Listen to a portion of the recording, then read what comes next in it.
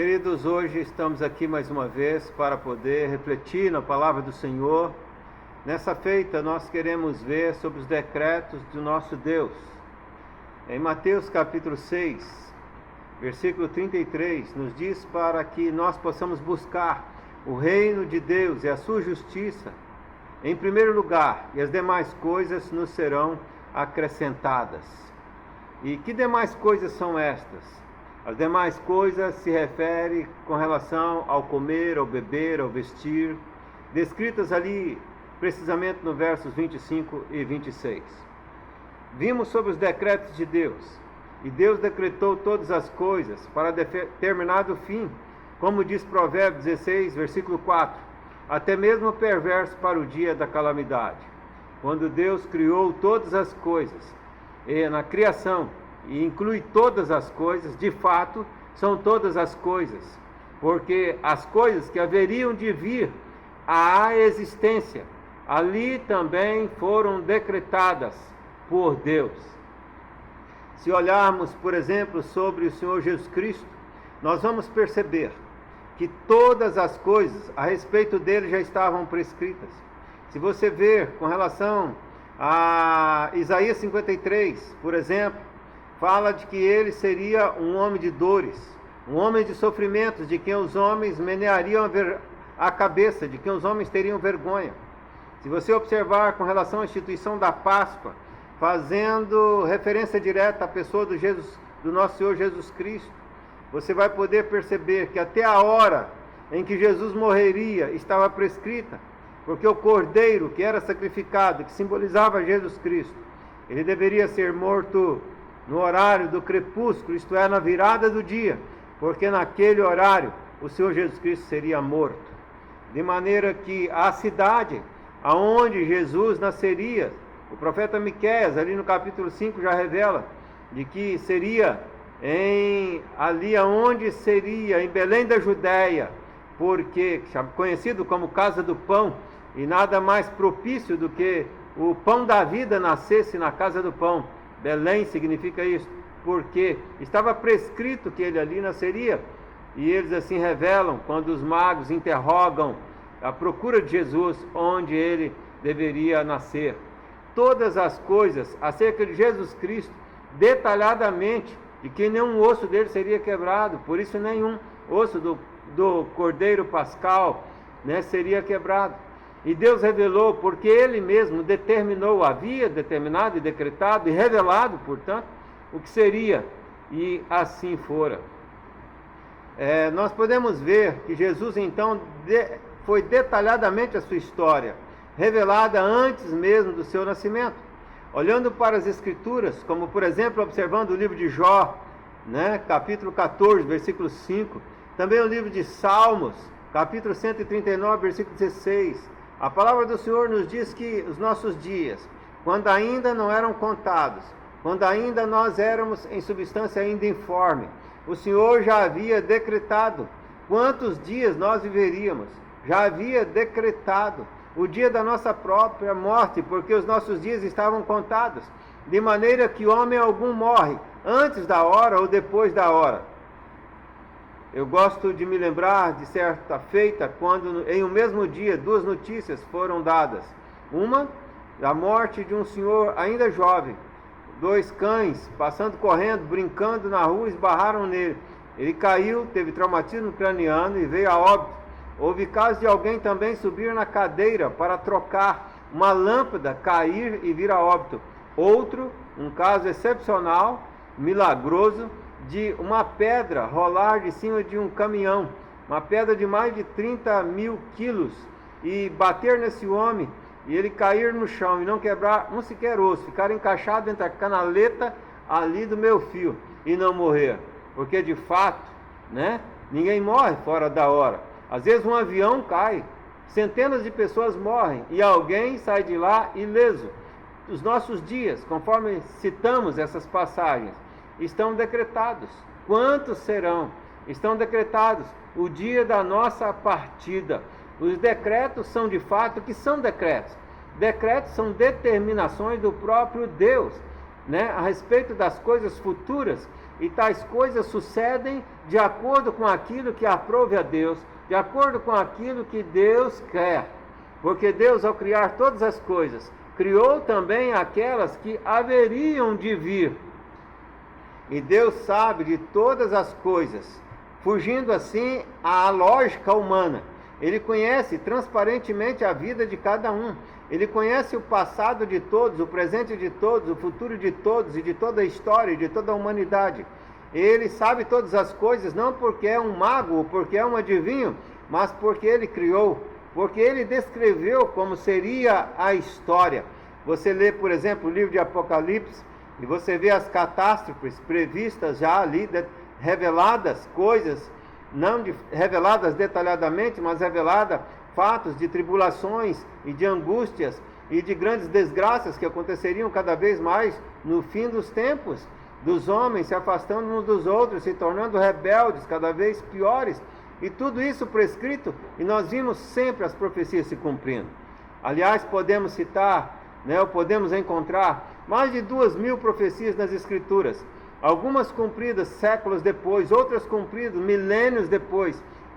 Profecias sobre povos, sobre países, profecias sobre pessoas, profecias sobre situações, e todas elas se cumpriram à risca, aquelas feitas do Antigo Testamento e algumas do Novo se cumprindo mesmo em nossos dias, como pais contra filhos, filhos contra pais, o índice de criminalidade crescente e muitos outros terremotos, guerras, rumores de guerras. E esses fatores, essas profecias têm se cumprido literalmente, dia após dia, simultaneamente tem crescido o estado dessas coisas. Quando lemos ali em Isaías 45, versículo 7, nós podemos observar que Deus diz: eu formo a luz, eu crio as trevas, eu faço a paz, eu crio o mal, eu, Senhor, faço todas. E todas ali, literalmente todas, quer dizer que não há nada que Deus não tenha feito. Deus criou e fez todas as coisas, e todas as coisas para determinado fim. De forma que a história, ela está de fato, segundo as Escrituras, prescrita, É como um filme pronto, que nós não sabemos qual é o filme, mas à medida que vamos vivendo, nós vamos então conhecendo no desenrolar dessa história. Deus não é lógico, Ele é o que é. Quando Moisés, querendo saber qual o nome de Deus, que Deus desse uma definição de quem Ele era, Deus diz para Moisés: eu sou o que sou, eu sou, te envio a vós outros. Deus não é definível, Deus não é mensurável, Deus não é explicável. Deus é o Deus acima de tudo e de todos. Ele é o que Ele é. Ele não tem nome. Os nomes de Deus são adjetivos acerca de Deus. E os seus decretos acerca do futuro jamais falharam, não falham, jamais falharão. Em Efésios capítulo 1, versículo 11, diz que Ele, Deus, fez todas as coisas segundo o conselho da sua vontade. Ele mesmo se aconselhou para fazer os seus decretos conforme o seu querer. Os seus decretos relacionam-se com todo o futuro, sem exceção, simultaneamente. E Deus, esse Deus tremendo e poderoso, capaz de visualizar todos os mosquitos que voam em todo o planeta ao mesmo tempo. Esse Deus capaz de chamar as estrelas, cada uma pelo seu nome, porque Ele as criou e Ele as conhece muito bem. E nenhuma delas vem a faltar, diz a Escritura. Esse Deus, a única coisa que Ele não criou foi o pecado. Porque o pecado é um ato, é uma atitude humana. O pecado é a desobediência a desobediência a Deus. É tudo aquilo que está em conformidade com aquilo que agrada a Deus. Então o pecado é o mal moral. O pecado é a atitude de desobediência humana. E Deus não peca. Deus é santo, santo, santo. Perfeito, perfeito, perfeito. Todavia, Ele colocou a responsabilidade do pecado sobre o homem. E nós podemos afirmar que Deus planejou, até mesmo e determinou, até mesmo a queda humana. Tanto assim que você vai ver que em Efésios 1:4, o apóstolo Paulo vai nos dizer que Deus nos salvou, Deus nos escolheu, Deus fez um plano de salvação através de Jesus Cristo. Portanto, Ele conhece esse plano antes da fundação do mundo. Antes que houvesse mundo, antes que houvesse os céus, antes que houvesse os planetas, os satélites, todo o universo infinito, antes que houvesse o planeta Terra, no princípio, antes que ele criasse todas as coisas, antes de Gênesis 1:1, que no princípio criou Deus os céus e a terra. Antes dele criar os céus e a terra, ele projetou, antes de criar qualquer coisa, um plano de salvação para o ser humano. E é interessante, porque o ser humano é a última peça que ele cria em toda essa criação. Mas antes de qualquer coisa, ele fez um plano de salvação. Ora, ele poderia ter determinado que o ser humano nunca pecasse, que o ser humano nunca caísse. Ele poderia ter determinado, como determinou aos anjos que jamais cairão, aos anjos que lhes são fiéis por toda a eternidade e que também são criaturas dele.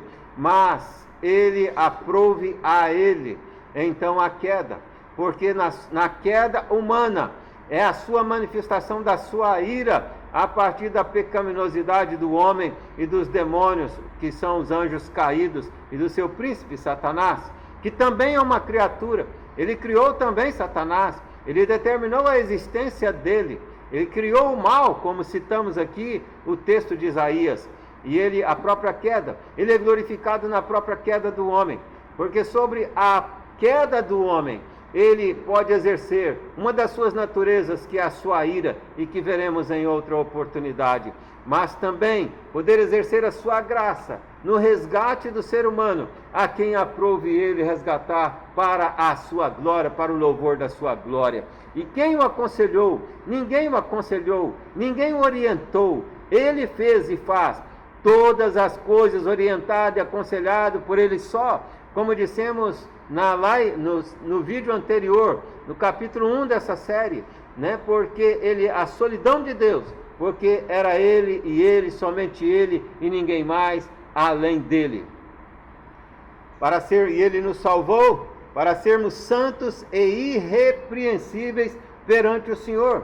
Ele criou tudo para determinados fins.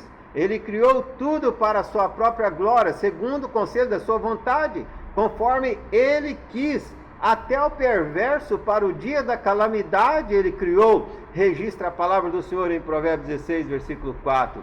Deus, quando determina os fins, ele providencia os meios. E ninguém pode obstruir esses meios. Não é uma possibilidade a determinação de Deus. Não é algo que poderá dar certo ou dar errado. Não há a mínima possibilidade de Deus ficar frustrado, porque um outro atributo dele, que veremos em outra oportunidade, é a sua soberania, e ele está acima de tudo e de todos. Ele é único, único e único.